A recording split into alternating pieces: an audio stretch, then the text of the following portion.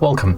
Today I am with Sony headphones and I will show you how you can perform hard reset of this device. So as you can see, I'm currently connected with these headphones, and to perform the hard reset we have to turn them off.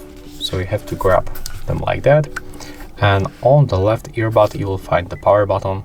So we have to click and hold this button to turn them off. Okay, it's just the Google Assistant. Let's make it one more time. And right now you can probably hear the notification that they are turned off. So right now we have to click and hold power button and the ambient button for like 8 seconds until this indicator blinks 4 times on the blue. So let's make it right now. Click and hold both buttons.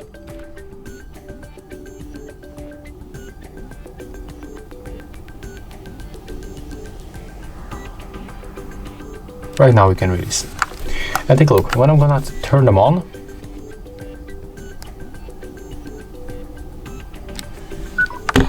and try to connect with the application, right now I can pair them. So as you can see, we successfully reset them. We are not connected anymore.